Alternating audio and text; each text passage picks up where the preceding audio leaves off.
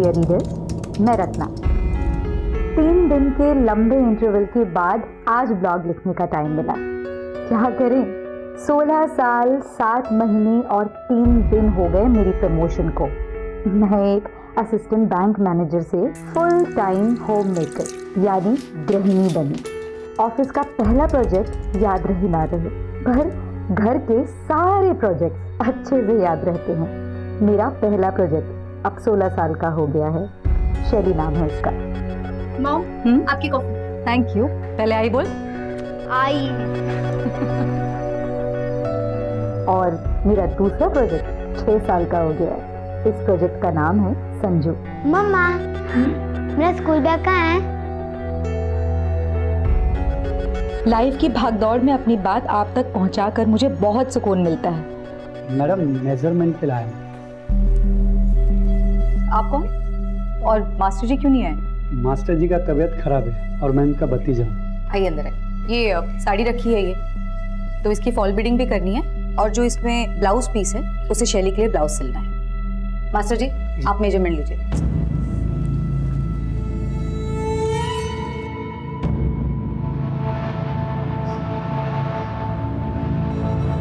Breathe out breathe इन करिए ना।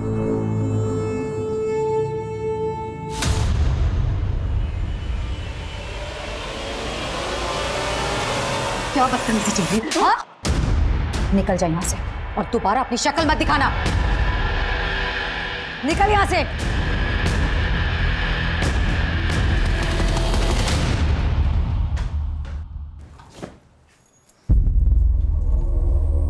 Mom, मेरे पास ना आपके लिए एक सरप्राइज है। सी, देखो तो ऑनलाइन ना डिस्काउंट चल रहा था, इसलिए मैंने बाय किया। कल रात ही डिलीवर हुआ है। आप ये पहन के बहुत अच्छे लगोगे। प्लीज प्लीज प्लीज एक बार।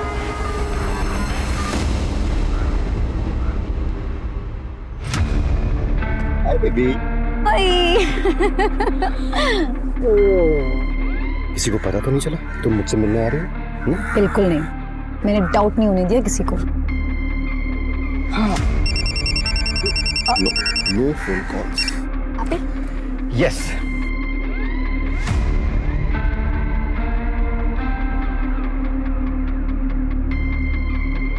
वैसे एक बात तो वैसे चोरी चोरी प्यार करने का ना मजा ही कुछ और है। कब तक हम इस तरह से वेट करते रहेंगे, चुप चुप करके मिलते रहेंगे? वैसे बहुत खूबसूरत लगेगा तुम। अच्छा। वैसे हस्बैंड ऑफिस गए और बच्चे भी बाहर हैं, तो क्या इरादा है?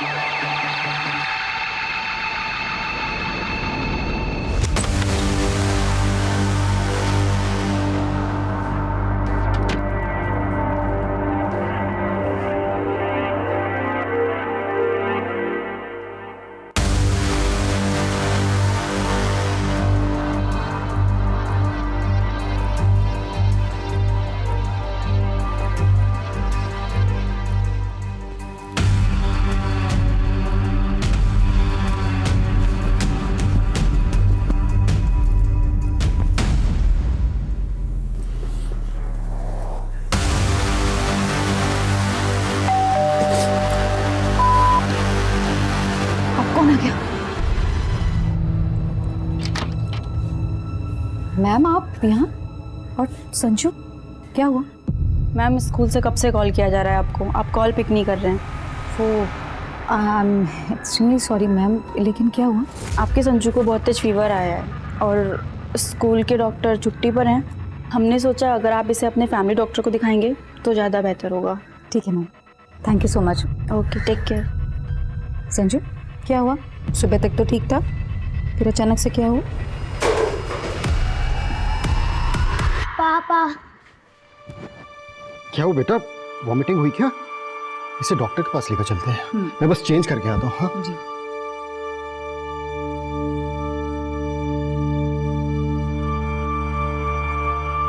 देखिए, घबराने की कोई बात नहीं। मैं कुछ मेडिसिन लिख देता हूँ, वो आप दे दीजिएगा और अभी एक इंजेक्शन दे देता हूँ। विजय का फोन आ रहा है। ठीक है, आप देखिए। हाँ विजय। नहीं नहीं नहीं, मैं ऑफिस नहीं आ पाऊंगा आज। संजू की तबीयत खराब है, चल बाय। क्या हुआ? अर्जेंट है तो चले जाइए ना। संजू की तबीयत खराब है, कैसे जा सकता हूँ मैं? तो वो यहाँ पर कौन सा अकेला है? मैं हूँ ना उसके पास। और वैसे भी मेरे रहते हुए ना आपको घर गृहस्थी की चिंता करने की कोई जरूरत नहीं है। आई एम सो प्राउड कि मुझे तुम जैसी वाइफ नहीं, गर्लफ्रेंड मिली। यस।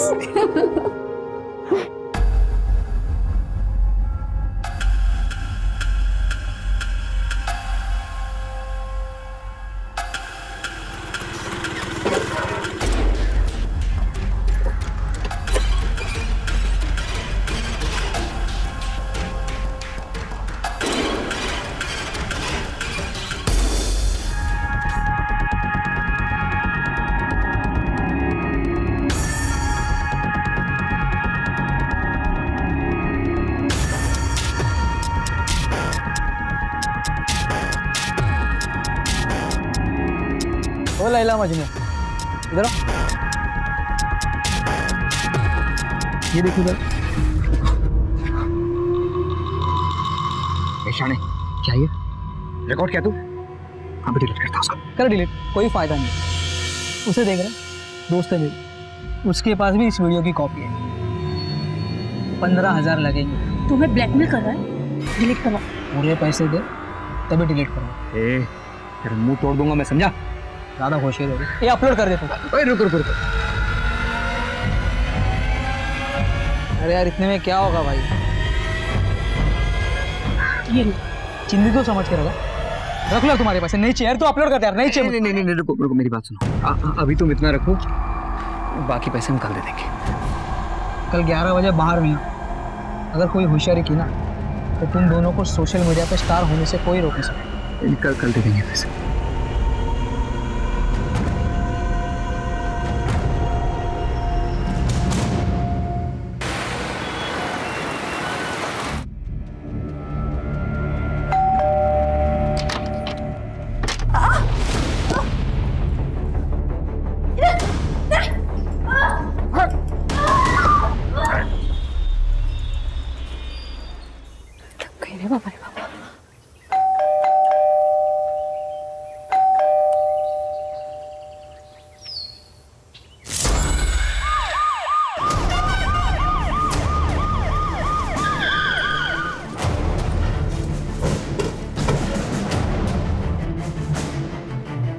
सर मैं सुबह सुबह काम के वास्ते आई, देखा तो दरवाजा खुला था, अंदर आई तो ये सब।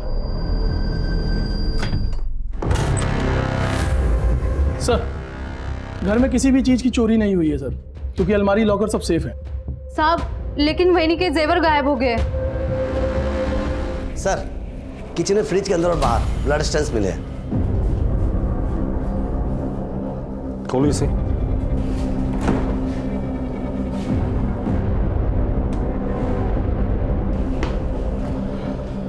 इनके अलावा घर में और कौन कौन रहता है? शैली मैडम।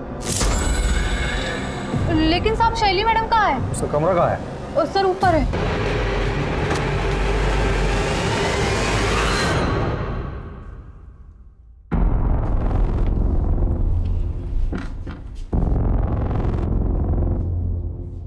यही शैली है? जी हाँ साहिब। चेक करो रूम। सर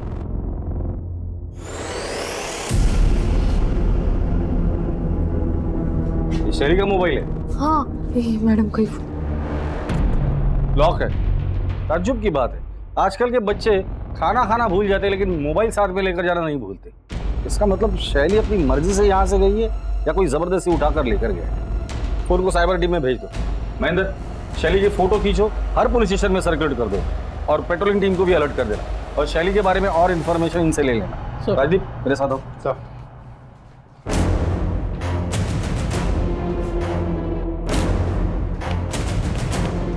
अभिषेक आस पड़ोस में इस फैमिली के बारे में पूछताछ करो। सर बड़ा अजीब केस देखा ये। कातिल ने खून करने के बाद खूनी हाथ से शराब पी। ये जरूर साइको किलर होगा जो खून करने के बाद अपने किए का जश्न मना कर गया है। काम करो, यहाँ जितने भी ब्लड सैंपल्स हैं सब जमा करो और लैब में भेज दो। इनके अलावा अगर कोई और ब्लड मिलता है तो वो कातिल का ब्लड होगा। सब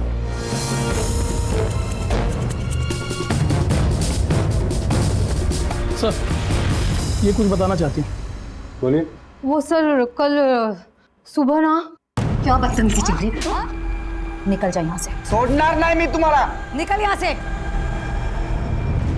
तूने किया ना ये सब? हाँ, तू कल शैली को घूर रहा था, जिसकी वजह से उसकी माँ ने तुझे मार के बेइज्जत करके घर से निकाल दिया था। खरा है साहब, लेकिन मैंने किसी को नहीं मारा। ये जैसे घटिया लोग ही ऐसा काम कर सकते हैं। सच सच बता दे, वरना जिस गंदी नजर से शैली को देख रहा था ना, वही तेरी आंखें निकाल कर हाथ में दे दूंगा। चल बता, शैली को कहाँ छुपा कर रखा है? सच में साहब, मैंने किसी को नहीं, कुछ भी नहीं किया साहब मैंने। तू ऐसे नहीं बोलेगा राजदीप, इसे बेहोश होने तक मारना, फिर होश में लाओ और फिर मारो। सब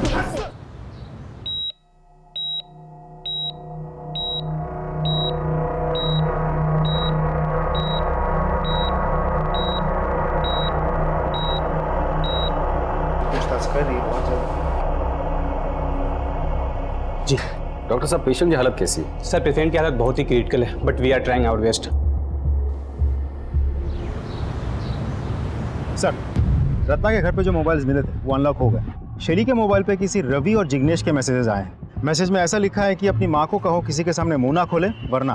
बात करो दोनों से। सर, दोनों के मोबाइल कंटिन्यूसली स्विच ऑफ है। कॉल रिकॉर्ड्स निकालने के लिए कह दिया है। एक और बात सर, कल रात रत्ना बार बार शैली को फ़ोन कर रही थी। लगता है कोई टेंशन चल रहा था। शैली ने फ़ोन नहीं उठाई तो रत्ना ने शैली की फ्रेंड कविता को फ़ोन किया।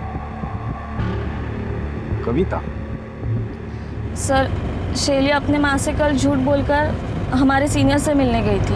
अच्छा मॉम, मैं कविता के यहाँ जा रही हूँ, मुझे असाइनमेंट कंप्लीट करना है, मैं रात को आ जाऊँ। तब उसने घर पर झूठ कहा था कि वो मेरे घर पढ़ाई के लिए आ रही है, पर जब रात को उसका मोबाइल नहीं लग रहा था तब रत्ना आंटी ने मुझे कॉल किया। फिर मुझे उन्हें सब सच बताना पड़ा कि शैली जिग्नेश और रवि के साथ पार्टी कर रही है। फिर मुझे रत्ना आंटी को जिग्नेश के रूम पे लेके जाना।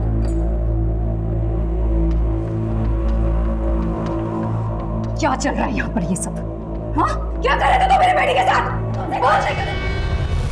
शैली, शैली उठ, उठ, उठ बेटा, चलो, चलो। एक बात और, जो हरकत तुम लोगों ने मेरी बेटी के साथ की है, दोबारा ये हरकत तुम लोग किसी भी लड़की के साथ ना कर सको। इसलिए तुम्हारी इस करतूत के बारे में ना मैं सिर्फ तुम्हारे पेरेंट्स को नहीं कंप्लेन करूंगी, उसकी कंप्लेन मैं तुम लोगों के कॉलेज में करूंगी और पुलिस में करूंगी। चल चल।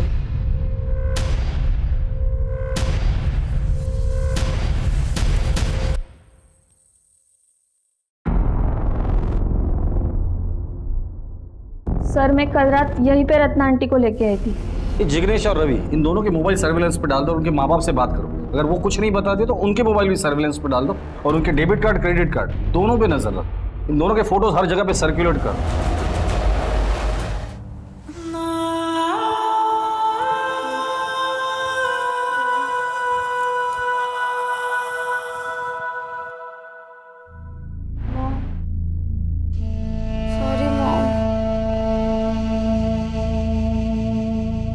जब तक तेरी आई जिंदा है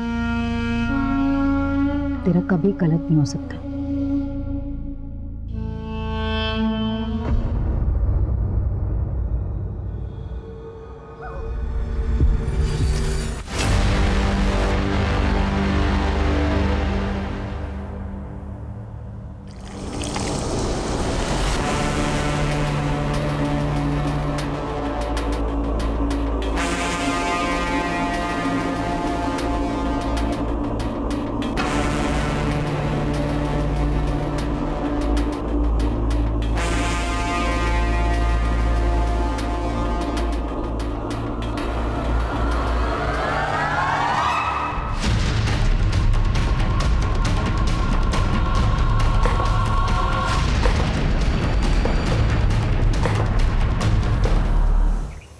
सर, ये विजय है, अमर के बिजनेस पार्टनर।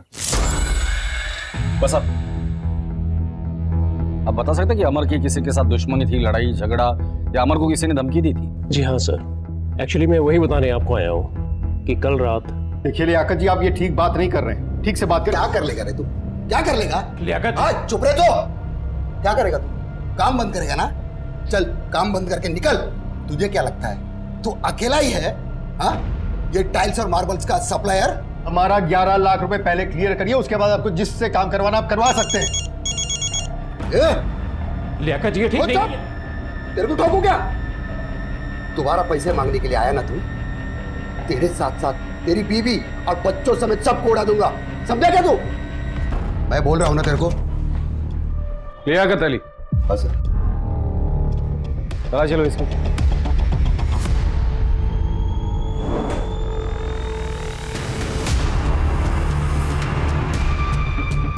लाइसेंस है साहब, हमारे धंधे में इसकी जरूरत पड़ती है।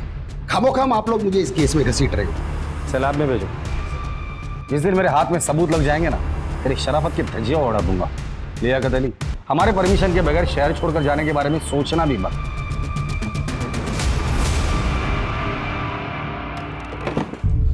अमर को होश आ गए? नहीं सर, अभी बेहोश है सर। डॉक्टर उसे रिवाइव करने की पूरी कोशिश कर रहे हैं। सर, रत्ना और अमर के मोबाइल में किसी योगेश ने धमकी भरे मैसेजेस भेजे थे। योगेश कौन है? पता लगा लिया सर?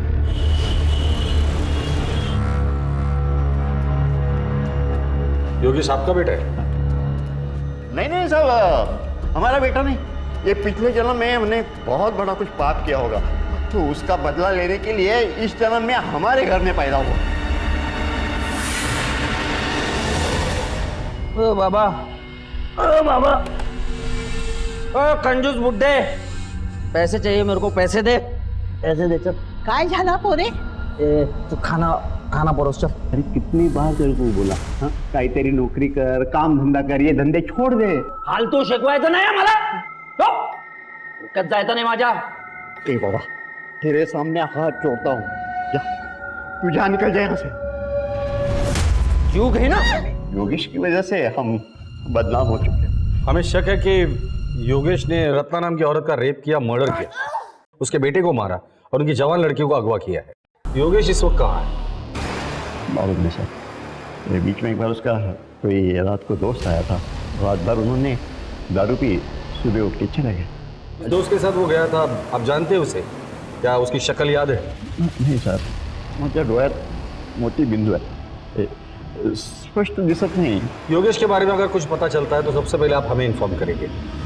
जी सर। रत्ना मर्डर केस में योगेश प्राइम सस्पेक्ट। योगेश का मिलना बहुत जरूरी है। योगेश इस दोस्त के साथ गया था, अगर वो हमारे हाथ लग जाता है तो योगेश भी हाथ लग जाएगा। इस एरिया में जितने भी सीसीटीवी है सबके फुटेज चेक करो, किसी न किसी फुटेज में ये दोनों जरूर दिखाई देंगे। सर,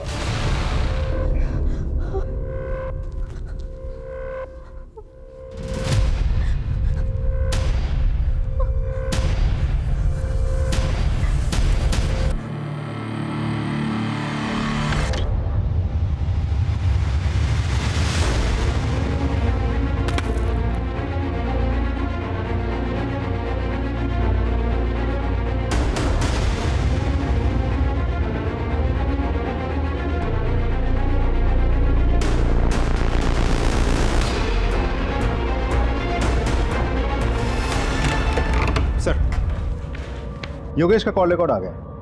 3 महीने पहले तक उसका मोबाइल बिल्कुल एक्टिव था, फिर अचानक बंद हो गया। फिर 4 दिन बाद 2 मिनट के लिए फ़ोन ऑन होता है, अमर को मैसेजेस भेजे जाते हैं, फिर स्विच ऑफ हो जाता है। फिर 8 दिन बाद फिर से 2-3 मिनट के लिए फ़ोन ऑन होता है, इस बार रत्ना को धमकी भरे मैसेजेस भेजे जाते हैं, फिर फ़ोन ऑफ हो जाता है। सर, ये सिलसिला पिछले 3 महीने से चल रहा है। सर, योगेश के घर के सामने जो बैंक है उसका सीसीटीवी फुटेज आ गया सर। चेक करो।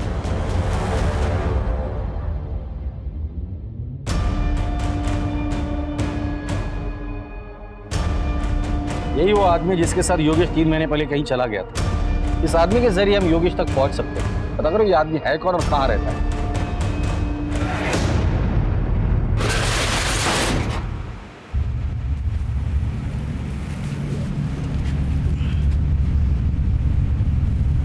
भाई इसमें कुछ गड़बड़ लग रहा है। क्या गड़बड़ है? खून देख रहा है इसमें, बदबू भी बहुत आ रहा है। पुलिस है, देख क्या है।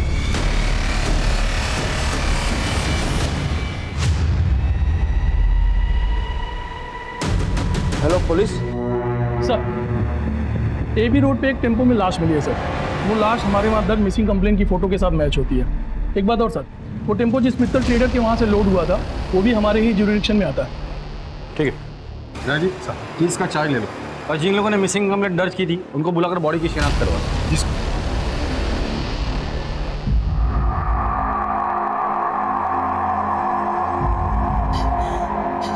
समीर समीर देवा ये क्या किया मेरे कुत्ते के साथ।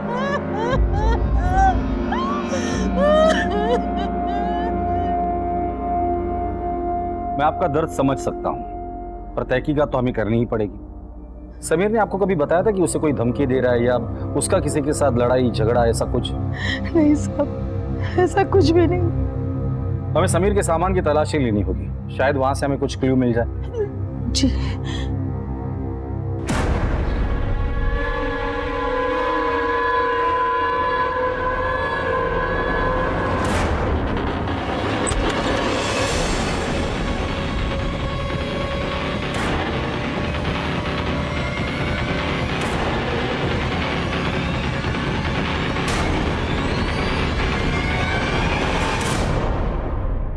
ये हार्ड डिस्क और लैपटॉप समीर का है, जिसमें बहुत सारे आपत्तिजनक वीडियोस हैं। ये समीर के पास कहां से है? मला माहित नहीं साहब। समीर के दोस्त कौन है? कौन से कॉलेज में पढ़ता है? ये पास ही के जोशी कॉलेज में है। जोशी कॉलेज? सर उसी कॉलेज में तो शैली भी पढ़ती थी। समीर की कोई गर्लफ्रेंड है? ते पण माहित नहीं, पर सीमा के साथ दोस्ती थी उसकी, वो उसके साथ ही घूमता था। ये सीमा रहती कहाँ है? आइए सर, ये सीमा का रूम है सर।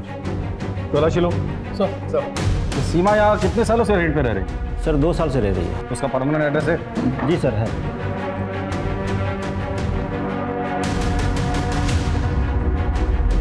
सर ये कैश मिला सर। सर लैपटॉप मिला है। चेक करो। आप बाहर रुकिए। वीडियोस में समीर के लैपटॉप से भी हमें ऑलमोस्ट सेम वीडियोस मिले थे। मतलब समीर और सीमा मिलके सबको ब्लैकमेल कर रहे थे। और हो सकता है इस ब्लैकमेलिंग के चक्कर में ही समीर का मर्डर हुआ हो और सीमा की जान को खतरा हो सकता है। इन वीडियोस में जितने भी लोग दिख रहे हैं सबको आइडेंटिफाई करो। सीमा की फोटो हर जगह सर्कुलेट कर दो और सीमा के माँ बाप को कांटेक्ट करने की कोशिश करो। सर हमने मित्तल ट्रेडर्स में जाके डिटेल में पूछताछ की। वहाँ समीर को कोई नहीं जानता, ना किसी ने मर्डर होते हुए देखा और ना डेड बॉडी को टेम्पो में डालते हुए देखा किसी ने। सर मैंने कुछ रिसिप्ट्स के पिक्चर्स भी खींचे, मैं दिखाता हूँ। ये भी सर, ये सारे रिसिप्ट्स मैंने खुद चेक किए हैं, ऑल क्लियर है, कुछ भी सस्पिशियस नहीं दिख रहा है सर।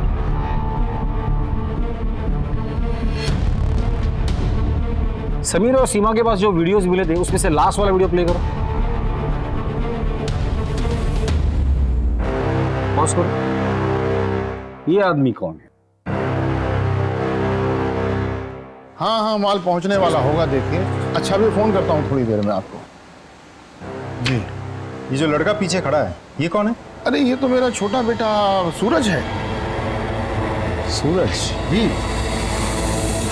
समीर को क्यों मारा? और सीमा कहाँ है? सर मैंने समीर को नहीं मारा सर, और मुझे नहीं पता कि सीमा किधर है। समीर के लैपटॉप में तुम्हारे एक एमएमएस मिला है। वो औरत कौन है? कौन है? सर वो मेरी दोस्त है, कंचन। कंचन जी, सीमा कहाँ है? सर मुझे नहीं मालूम है। सूरज, तुम्हारे पिताजी के दुकान में लोड हुए टेम्पो में समीर की लाश मिली है। समीर को क्यों मारा, कहाँ मारा और कैसे मारा? सर हम सच कह रहे हैं, हमने समीर को नहीं मारा सर। हमने तो उसे पूरे पैसे भी दे दिए थे वीडियो डिलीट करने के। ठीक है अभिषेक, प्रीति, जब तक ये लोग सीमा का पता नहीं बताते इनकी अच्छे से खातिरदारी करना। सर हम सच बोल रहे हैं, हमें कुछ नहीं मालूम। साहब मेरी बीबी को कब छोड़ देंगे आप? अभी पूछताछ चल रही है। लेकिन उसका कसूर क्या है? अब सुन नहीं पाएंगे। साहब बताइए ना। आपके बीवी का उसके दोस्त के साथ एमएमएस मिला है और जिन लोगों ने ये बनाया था एक का मर्डर हुआ है और दूसरी गायब है। सुन लिया आपने? अब जाइए। सर खबरी से पता चला है कि रत्ना की सुपारी निकली थी सर। फिर ये भी सुनने में आया कि सुपारी वापस हो गई। रत्ना की सुपारी? और वो तो एक हाउस वाइफ है, उसकी सुपारी कौन देगा और क्यों देगा? रत्ना, पहला सस्पेक्ट योगेश, जो उसे धमकी भरे मैसेजेस भेजता था। जिग्नेश और रवि, इन दोनों का रत्ना के साथ को लेकर झगड़ा था। तीसरा लियाकत ने रत्ना और अमर को जान से मारने की धमकी दी थी। दोबारा पैसे मांगने के लिए आया ना तू? तेरे साथ साथ तेरी बीवी और बच्चों समेत सबको उड़ा दूंगा। चौथा, अमर। अमर? अमर तो रत्ना का पति है और वो खुद जख्मी है। लेकिन जिंदा है। ऐसा भी तो हो सकता है कि रत्ना और संजू को मारने के बाद अमर ने अपने आप को जख्मी करके बाथरूम में बंद कर लिया हो। लेकिन सर घर पे हमें कोई खून से सना हुआ हथियार नहीं मिला और उसका खुद का सिचुएशन भी बहुत क्रिटिकल है। पता करो इस तरह की वारदात और भी कहीं हुई है क्या? अगर हुई है तो उसके सारे डिटेल्स मुझे चाहिए सब। अब दूसरा मर्डर केस, समीर। अब समीर मर्डर केस में शैली, सीमा और समीर ये तीनों क्लासमेट हैं। क्या रत्ना और समीर इन दोनों के मर्डर केस एक दूसरे से जुड़े हुए हैं? सर योगेश जी दोस्त के साथ गायब हुआ था, वो देव है। योगेश के कॉल लॉग से पता चला कि 3 महीना पहले उसका फोन बंद हुआ था और जिस एरिया में बंद हुआ था उस एरिया में सिर्फ एक ही फार्म हाउस है जो देव का है, और उसके बाद उसका फोन कभी कभार ऑन ऑफ होता रहा।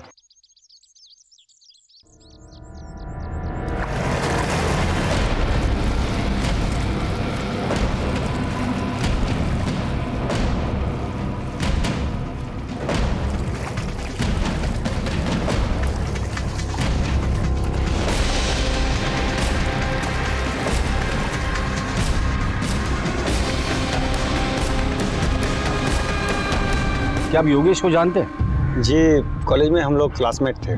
3 महीने पहले योगेश आपके साथ उसके घर से निकला था, फिर इसी एरिया में आकर उसका फ़ोन हमेशा के लिए स्विच ऑफ हो गया था, फिर रेयरली ऑन हुआ। ऐसा क्यों? हाँ, याद आया। हुआ यूँ था सर कि वो ऐसे ही तफरी करने आया था। उसकी मोबाइल की बैटरी ख़त्म हो गई थी। अब मेरा और उसका मोबाइल सेम तो था नहीं कि वो मेरा चार्जर यूज़ कर पाता। फिर उसके बाद वो उसी दिन वहाँ से चला गया। वैसे भी योगेश को मोबाइल की इतनी परवाह नहीं थी। बड़ा अजीब बंदा है। उसके बाद उसने मुझे कोई कांटेक्ट नहीं किया। एक आध बार मैंने ही उसका नंबर डायल किया था और मोबाइल स्विच ऑफ था। योगेश के फादर का कहना है कि वो मवाली या टपोरी टाइप का था। वैसे उसका अमर के साथ किस बात का झगड़ा था? ये बहुत पुरानी कहानी है सर। एक्चुअली कॉलेज में योगेश को रत्ना से प्यार हो गया, पर योगेश की गुंडागर्दी मारपीट के चलते रत्ना उसे कैसे चाहती। रत्ना को अमर अच्छा लगा और उससे प्यार हो गया और बाद में शादी कर ली। यही बात योगेश को बहुत बुरी लगी, तभी से वो जिल्टेड लवर बन गया।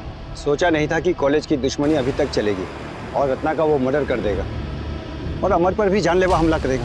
योगेश अगर आपको कांटेक्ट करता है या उसके बारे में आपको कुछ भी पता चलता है तो सबसे पहले आप हमें इन्फॉर्म करें। जी सर। Thank you. हेलो। हाँ ओके सर, जिग्नेश के पिताजी ने इगतपुर के एक लॉज में 40,000 रुपये ट्रांसफर किए हैं। प्रशांत गाड़ी घुमाओ।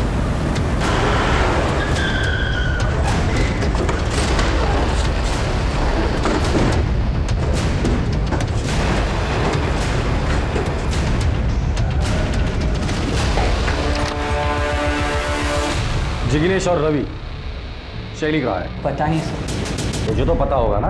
नहीं सर, मुझे नहीं पता है। नहीं पता? ले चलो दोनों को। सर सर सर बात तो सुनिए सर। रत्ना का मर्डर हमने नहीं किया सर। सर मैं खरे सांग तो है, मर्डर का न्यूज़ सुनकर हम दोनों वहाँ से भाग गए थे। सर हमें लगा हमारे मैसेजेस देख के आपको डाउट होगा, इसके सर हमने अपने पेरेंट्स से बात की थी, उन्होंने ही हमें ये लॉज में छिपाया था। और शैली को कहाँ छिपाया? सर शैली को हमने नहीं छुपाया सर। राजदीप सर, ये लोग तो मुझे कुछ बता ही नहीं रहे, शायद तुम्हें कुछ बता दे। जरा अपने तरीके से इन्हें पूछ लेना। सर कल हम डिस्ट्रिक्ट कोर्ट गए थे एक पेशी के लिए। वहाँ विजयनगर और संभाजीनगर पुलिस स्टेशन के कांस्टेबल्स कह रहे थे कि उनके एरिया में एक सिमिलर केस हुआ है जहाँ एक हत्यारे ने महिला के साथ रेप किया, हत्या की, शरीर के सारे गहने चुराए, आराम से खाना पीना खत्म किया और निकल गया। ये दोनों केसेस की फाइल मंगा लो और ये दोनों केसेस में जो हस्बैंड है उनको भी बुलाओ। सर केस जल्द से जल्द क्रैक करना होगा। Right sir. Ratna murder case की छानबीन चल ही रही थी कि तभी पुलिस को एक और लाश मिली। फोन किसने किया था? सर मैंने किया था। राजीव अंदर जाके देखो कुछ मिलता है क्या? सर किसकी बॉडी है ये? सर मुझे नहीं पता सर, 4 दिन पहले ही मुझे कोर्ट से इसका कब्जा मिला है। सर तो योगेश जोशी का ड्राइविंग लाइसेंस है। रत्ना मर्डर केस में हमें इसी की तलाश थी। तो फिर रत्ना को किसने मारा और इसको किसने मारा? बॉडी को पोस्टमार्टम के लिए भेज दो और इस बॉडी के डीएनए इसके फैमिली के साथ मैच करके देखो। सर इससे पहले इस जमीन का मालिक कौन था? देव देसाई।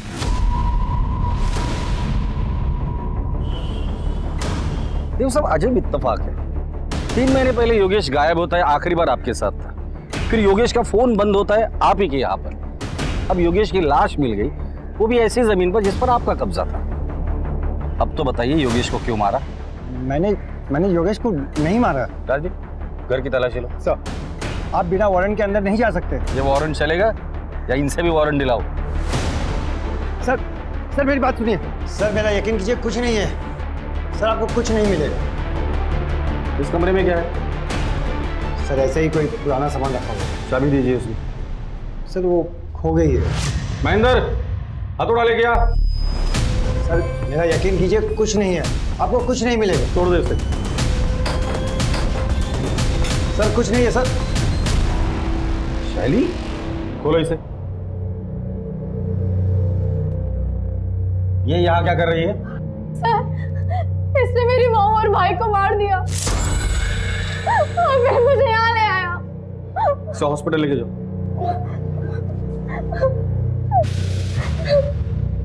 सर उसे गलतफहमी हुई है, मैंने रत्ना और संजू को नहीं मारा। इतनी रात तो अमर के घर पे क्या करने गया था?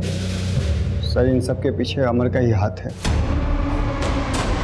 अमर ने ही मुझे रत्ना को मारने के लिए कहा था। उस रात जब मैं उसके घर पहुंचा तो पहले से ही किसी ने रत्ना को मार डाला था, और साथ में संजू को भी।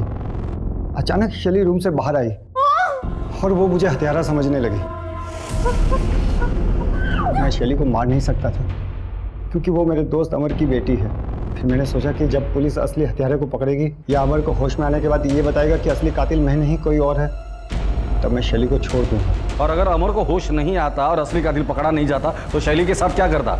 जिंदगी भर यही रखता उसे? सर सब कुछ इतनी जल्दी हुआ कि इतनी दूर की बात मैं सोच ही नहीं पाया। ये अमर रत्ना को क्यों मारना चाहता था? सर सारा का सारा बिजनेस रत्ना के नाम पर था, जो काफी नुकसान में चल रहा था। और योगेश, उसे क्यों मारा तुमने? सर इसके पीछे भी अमर की साजिश है। सर 1 साल से प्लानिंग चल रही थी। योगेश कॉलेज के टाइम से जिल्टेड लवर था। प्लान ये था कि सबसे पहले योगेश को मार डालेंगे, फिर उसके मोबाइल से अमर और रत्ना के मोबाइल पे धमकी भरे मैसेजेस करेंगे। उसके बाद रत्ना को मारकर सारा ब्लेम योगेश पे डालेंगे। फिर मैंने योगेश को मारकर उसकी लाश को अपनी ज़मीन में गाड़ दिया ताकि कोई सुराग न मिले। लेकिन मैंने रत्ना और संजू को नहीं मारा। ले चलो इसे। सर मेरी बात सुनिए। आइए। सर संभाजी नगर और विजयनगर दोनों केसेस के हस्बैंड। बस अब ये फोटोज ध्यान से देखिए। अब इनमें से किसी को जानते हैं?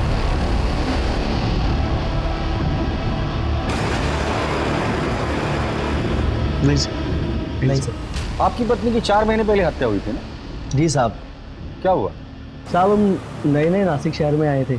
मैं कुछ काम से घर से बाहर गया, वापस आकर देखा तो मेरी बीवी की हत्या हो चुकी थी साहब। जिस दिन मर्डर हुआ था उसके पहले क्या हुआ? गोदावरी में नहाने के लिए गए थे तो बच्चे को बुखार आया, तो यही डॉक्टर जय के क्लिनिक में लेकर गए थे उसका इलाज के लिए।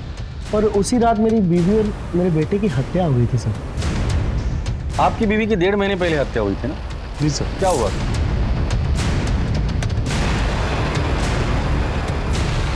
आप अपने बेटे का इलाज कराने डॉक्टर जय के क्लिनिक गए? जी साहब। और आप भी डॉक्टर जय के क्लिनिक गए थे? Yes sir. तीनों केसेस में मोडस ऑपरेंडी बिल्कुल सेम है। अब तो ये डॉक्टर जय ही हमें बताएगा इन तीनों मर्डर से उसका क्या कनेक्शन है। डॉक्टर साहब, पिछले कुछ दिनों से शहर में एक अजीब सिलसिला शुरू है।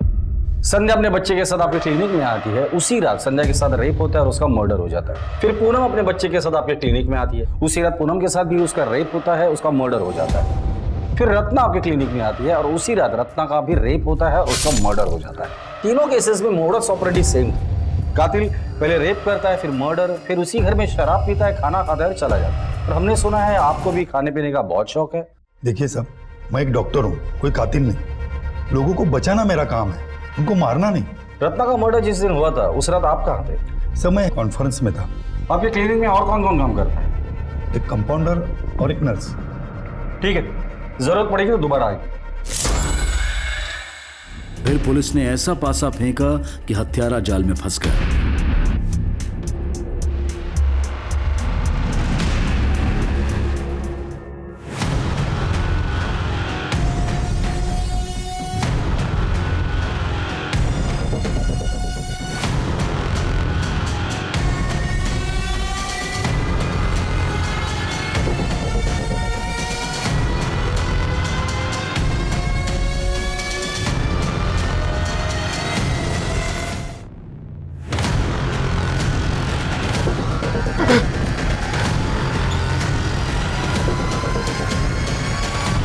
जय कि यहाँ कंपाउंडर हो ना?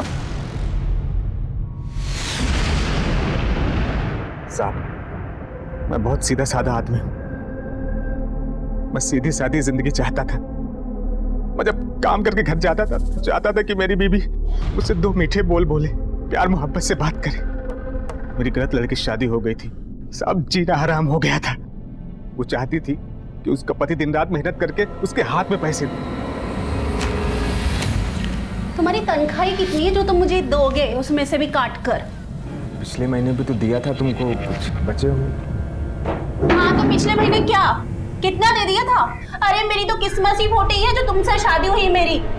हाँ तो कमाते हो अच्छा, न शक्ल अच्छी है, नहीं रहना है मुझे तुम्हारे साथ। उसको मेरा चेहरा, मेरा शरीर, मेरा घर, मेरा कपड़ा, मेरा विचार कुछ भी नहीं पसंद आता था। क्लिनिक में जब भी मैं किसी औरत को देखता कि वो अपने पति को प्यार से उसका ख्याल रख रही है तो मुझे जलन होने लगती थी। मैं उसको पाने के लिए बेचैन हो जाता। इसलिए केस पेपर से उसका एड्रेस लेके मैं उसके घर पहुंच जाता था। सोनिया और पूनम से मैंने खूब मजा लिया, लेकिन रत्ना के केस में मुझसे गड़बड़ी हो गई।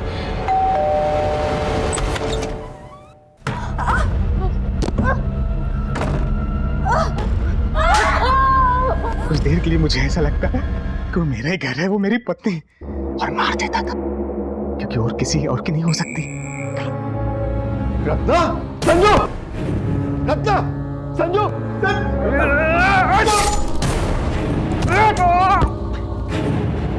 अमन ने बाथरूम का दरवाजा अंदर से बंद किया हुआ था, लेकिन मैंने जो घाव दिया था मुझे इस पर पूरा विश्वास था। खून बहेगा और वो मर जाएगा। तभी मैं वहां से चला गया। अमर को मारने का प्लान नहीं था, लेकिन उसने मुझे देख लिया था तो क्या करता साहब।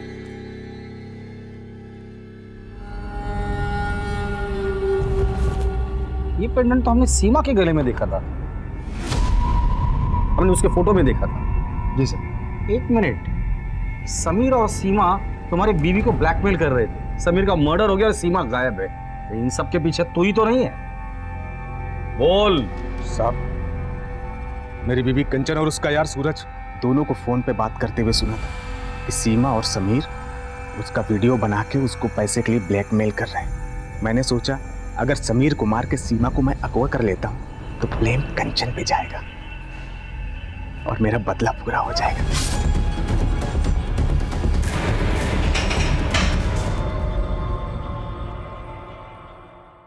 अधूरे सपने अच्छे इंसान को फिर से संघर्ष करने की प्रेरणा देते हैं, लेकिन अगर उसका दिमाग, उसका मन ईर्ष्या से ग्रसित हो जाए तो वो उसे गुनाह के रास्ते पर ले जाते हैं। भागीरथ के साथ यही हुआ था।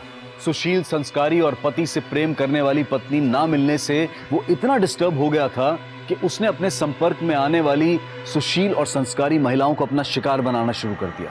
अगर भागीरथ अपने मन में उठ रही नफरत और जलन के तूफान से सतर्क होता, चुभने वाले रिश्ते से सही समय पर मुक्ति पाता, तो वो सीरियल किलर नहीं बनता। भागीरथ, समीर, सीमा और देव को अपने गुनाहों की सजा मिली और अमर ने भी अपने किए का मोल चुकाया। अब मैं अनूप सोनी आपसे विदा लेता हूं। फिर मुलाकात होगी क्राइम पेट्रोल सतर्क के ब्लैक हेडलाइंस अध्याय में एक और नए केस के साथ। और याद रखें, क्राइम और आपके बीच में सिर्फ इतना फर्क है कि आप कितने सतर्क हैं। सतर्क रहें, सुरक्षित रहें। जय हिंद।